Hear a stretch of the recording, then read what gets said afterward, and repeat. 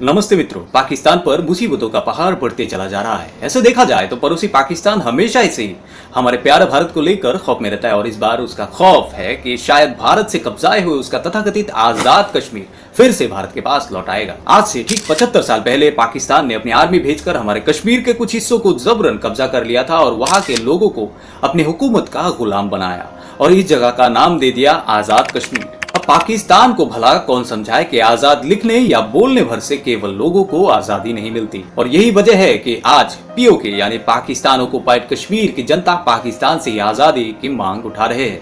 अब पीओके में रह रहे हमारे कश्मीरी भाई बहन सीधे पाकिस्तान सरकार के खिलाफ सड़क पर उतर आई है। आपको जानकर हैरानी होगी कि वहां के लोग सस्ते आटे के लिए लड़ रहे हैं, पाकिस्तान से अपना हक मांग रहे हैं। अपनी इन्हीं मांगों को लेकर हजारों कश्मीरी आज सड़क पर है। पाकिस्तानी गवर्नमेंट के खिलाफ उनके अंदर गुस्सा इस हद तक भरा हुआ है कि आजकल वो पाकिस्तान के झंडे को भी जलाने से पहले दोबारा सोच नहीं रहे हैं। और यही नहीं मित्रों, पीओके में रह रहे कश्मीरी लोगों का अब यही मानना है कि हमारे प्रधानमंत्री मोदी यानी भारत सरकार ही उन लोगों को अब पाकिस्तान के चुंगल से बचा सकता है।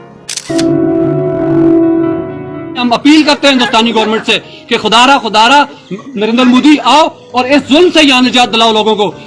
पीओके के लोगों को समझ आ चुकी है कि किस तरह पाकिस्तान पीओके की रिसोर्सेस का इस्तेमाल कर रहा है और बदले में उन्हें कुछ नहीं दे रहा है। उदाहरण के लिए इलेक्ट्रिसिटी की बात ही कर लीजिए। पाकिस्तान सरकार पीओके में ही बिजली बनाती है और वहां के लोगों को ही महंगी दरों से बिजली खरीदना पड़ता है। पीओके की कश्मीरी लोगों को अब समझ आ चुकी है कि पाकिस्तान कश्मीरी जमीन का इस्तेमाल भारत में आतंकवादी भेजने के लिए करती है और सबसे बड़ी जो इशू है वो है बढ़ती महंगाई। पीओके में कश्मीरी लोगों को आज आटा 250 रुपए प्रति किलो में खरीदना पड़ रहा है। वही बात करें हमारे भारत की तो हमारे यहाँ तो बीपीएल कार्ड होल्डर्स को फ्री में राशन मिल रहा है। बाकी डेवलपमेंट की बात तो छोड़ ही देते हैं। और यही वजह है पीओके कि कश्मीरी लोगों का गुस्सा फूट फूट कर निकल रहा है और अब वो भारत से जुड़ना चाह रहे हैं। वही दूसरी तरफ हमारे भारत के रक्षा मंत्री से लेकर विदेश मंत्री बार बार यही बोल रहे हैं कि पीओके अब वापस भारत का हिस्सा बनने जा रहा है और इसके लिए भारत को कोई युद्ध लड़ने की भी जरूरत नहीं पड़ेगी। अब पीओके के हमारे भाई बहन स्वयं ही मांग करेंगे कि हम भारत के साथ रहना चाहते हैं। प्रश्न है, क्या सच में मोदी जी पीओके को वापस भारत के साथ जोड़ने जा रहे हैं?